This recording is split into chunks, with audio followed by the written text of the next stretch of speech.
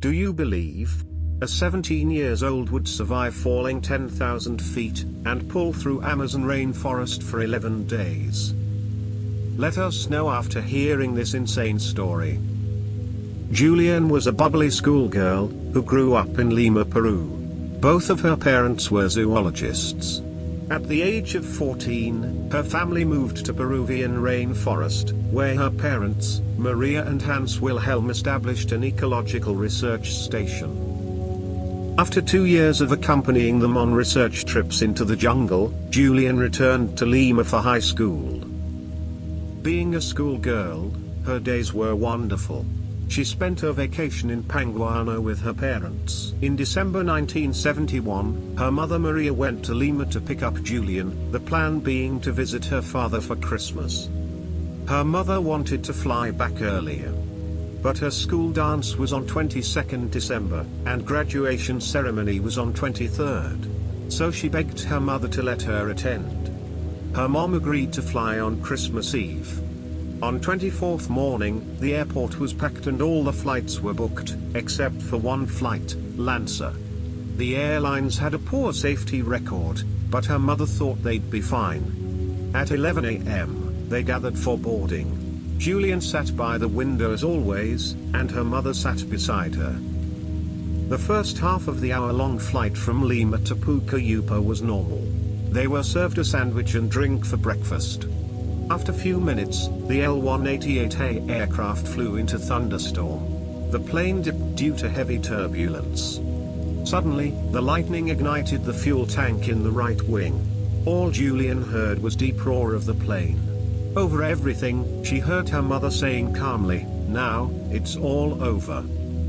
They were falling fast. Suddenly the roar of the turbines became silent.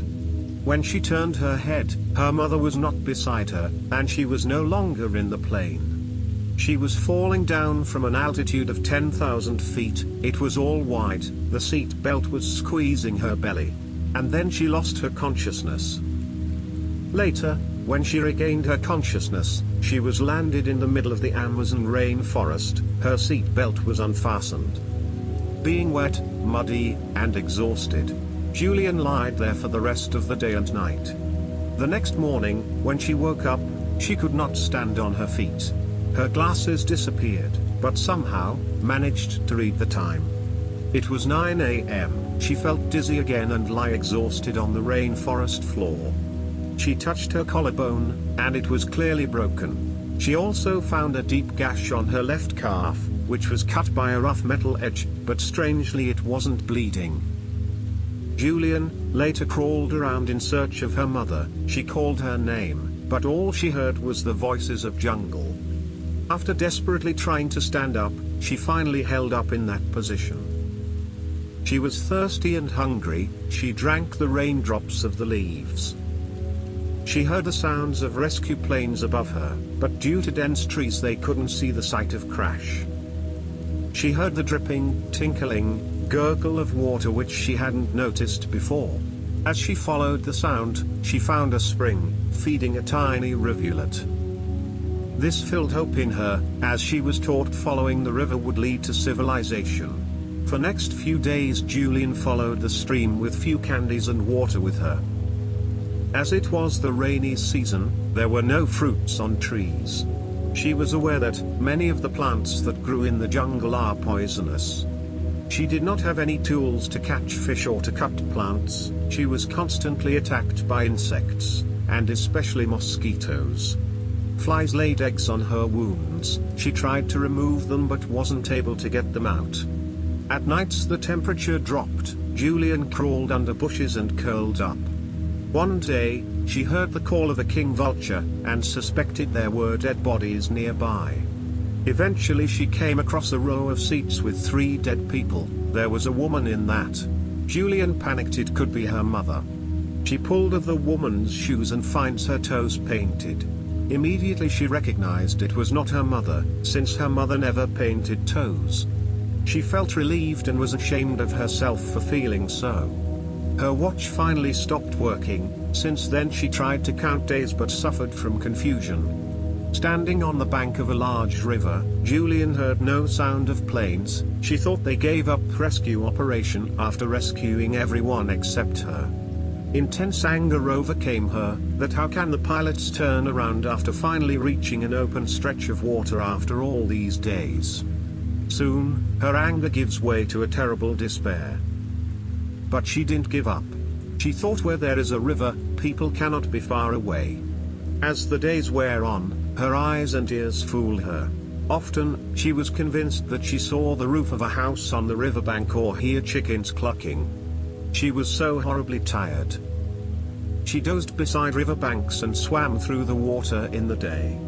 Her wounds got infected, and maggots were eating the wounds. She spent her 10th day drifting in the water.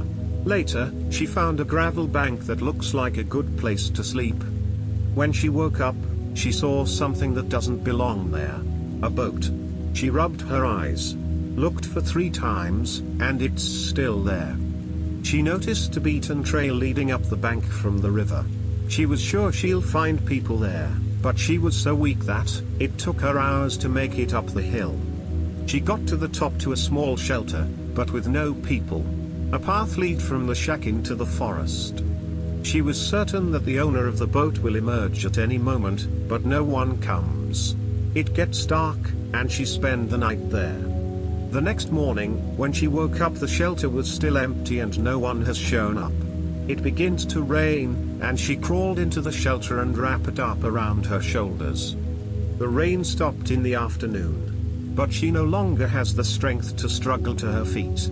She told herself that she'll rest at the hut for 1 more day, then keep moving. At twilight she heard voices. She thought she was imagining them. But the voices got closer. When 3 men came out of the forest and saw her, they stopped in shock. At first, they thought she was a water goddess, but later she introduced herself in Spanish saying, "I'm a girl who was in the Lancer crash, my name is Juliane." The woodcutters treated her wounds and gave her food. The next morning, they loaded her into a canoe for 7 hours ride to a lumber station. From there, a loco pilot flew her into a hospital in Pucallpa. Juliane learned her mother died due to wounds few days after crash. She was reunited with her father. With her directions, the search parties located the site and retrieved the bodies of the victims. In total, the flight crash killed 91 passengers. 6 crew members and 85 of its 86 passengers including Juliane's mother. She was the sole survivor. She suffered from nightmares, grief of her mother's death, and was haunted by survivor's guilt. Juliane resumed her studies and excelled at college. She studied zoology like her parents and got a PhD. Today, in her 60s, Juliane is a librarian at Bavarian State Collection of Zoology in Germany. Even now, she frequently visits Panguana, the Peruvian research facility started by her parents.